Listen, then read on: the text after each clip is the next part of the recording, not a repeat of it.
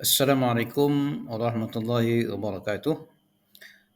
Welcome to part 3 of the lecture 8 and 9. Inshallah, in this part, we are going to discuss another two topics, which is physical aspects and morality aspects of personality development. Human personality development in Islam includes the physical appearance of a Muslim. This contains purity, uh, i.e., cleanness of the body, clothes, and environment. In other words, it is demanded of a Muslim to keep away from all kinds of impurities. Cleanness of the body, for instance, is essential for many reasons. Namely, it protects the body against disease, it safeguards bad smells or odors. It is an important factor in communicating with another person or other people, and above all, in communicating with Allah, is ritual prayer. The prayer will not be accepted if a person is in a state of impurity. This is because Allah is clean or pure, therefore, He will not accept anything except with cleanness or purity. Prophet Muhammad SAW says, neither the prayer is accepted without purification, nor is charity accepted out of the ill gotten or wealth.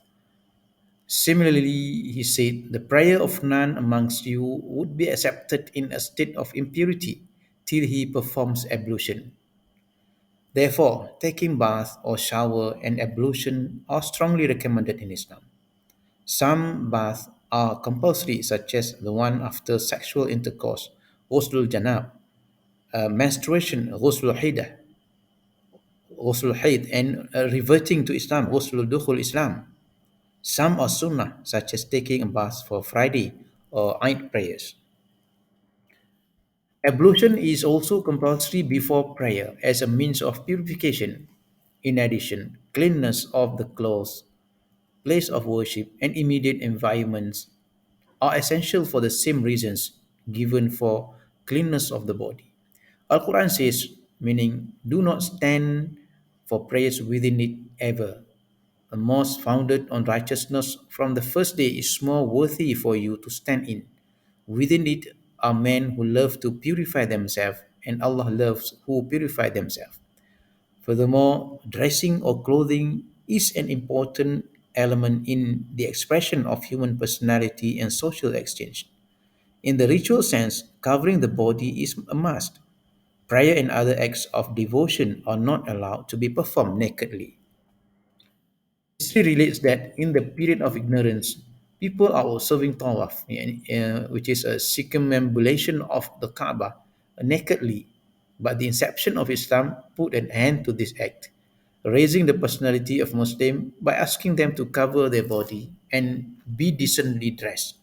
Al-Quran says, meaning, O children of Adam, wear your beautiful apparel at every time and place of prayer.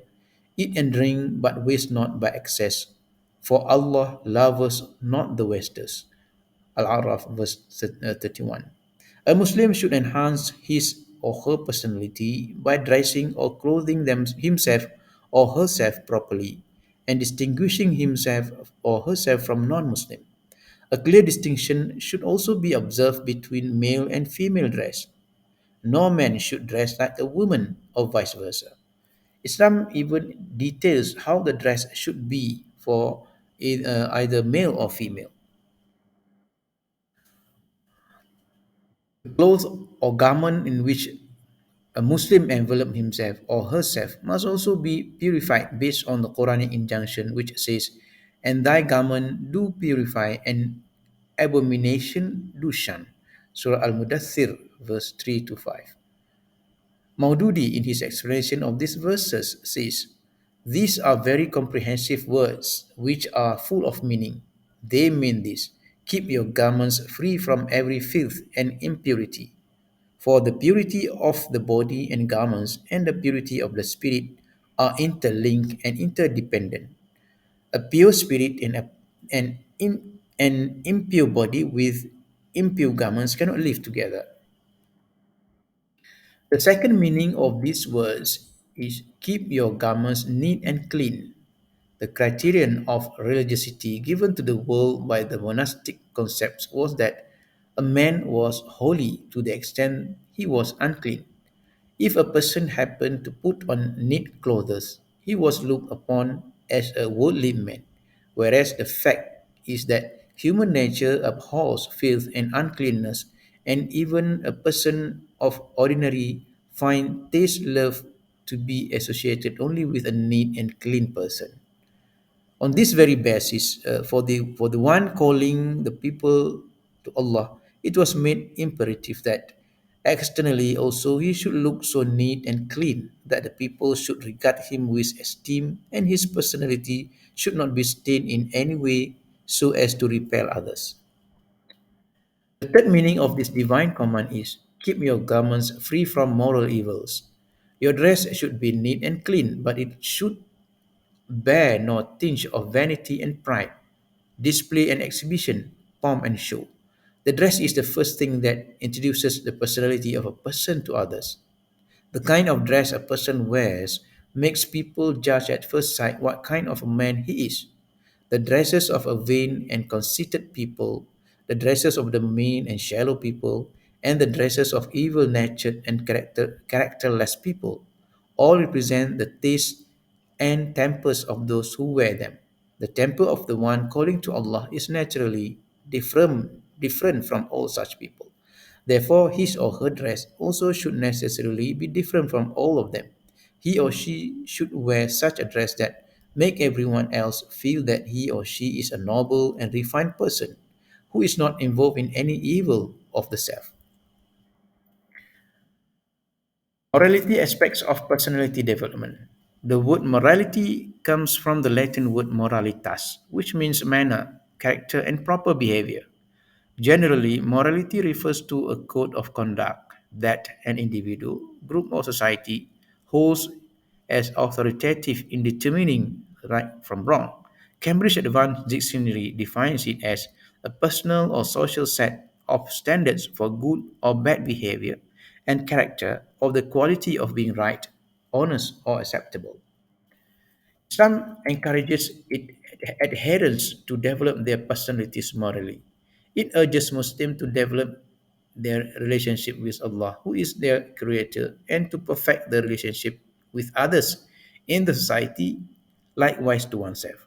The perfect admonition on morality enhancement could be seen in Luqman's advice to his child, where he says, O my son, establish a regular prayer, enjoin good, forbid evil, and bear with fortitude every affliction that befalls you.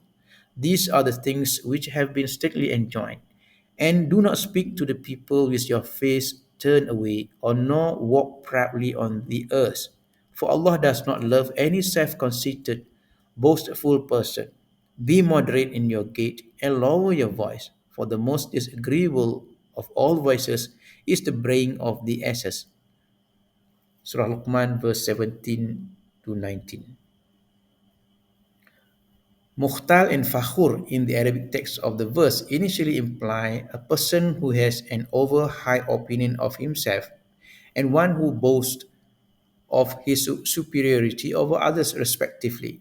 A man becomes haughty, arrogant, and vain in his gait only when he is puffed up with pride and wants that others to feel his superiority or impose it on them. When one is walking, he should be moderate in his walking because it is said that the haughtiness and arrogance of a person inevitably manifests itself in his gait and style of walking, which shows the state of his mind and also the cause of his pride and haughtiness.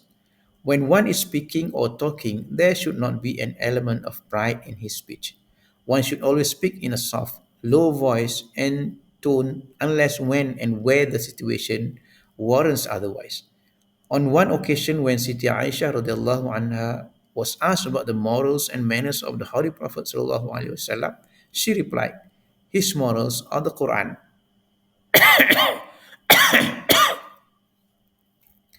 The most inclusive characteristics of an ideal Muslim personality include humility, modesty, and simplicity or naturalness.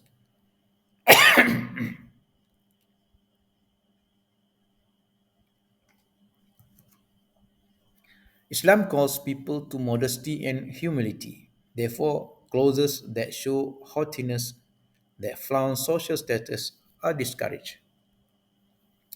The Holy Quran unequivocally, the Holy Quran unequivocally explains thus, meaning enjoin the believing men to restrain their gaze and guard their private parts. This is a more righteous way for them. Allah has knowledge of what they do. Enjoin the believing men to restrain their gaze and guard their private parts, and not to display their adornment except that which is displayed of itself, and not to draw their veils over their bosoms, and not to display their adornment except before their husbands, their fathers, the fathers of their husbands, their sons, and the sons of their husbands, their brothers' sons, their sisters' sons, their female associates, and those in their possession, and male attendants incapable of sex desire, and those boys who have not yet attained knowledge of sex matters concerning women. Also forbid them to stamp their feet on the ground, lest their hidden ornaments should be displayed. O believers, turn all together towards Allah. It is expected that you will attain true success. Surah An-Nur, verse 30 to 31. The rule of modesty is not for a particular gender but applies to men as well as women. A brazen stare by a man at a woman or even at a man is a disgrace to refrain manners. Modesty is not only good form or a guard to the weaker sex where sex is concerned, but it also guards the spiritual good of the stronger sex. The need for modesty is the same in both genders.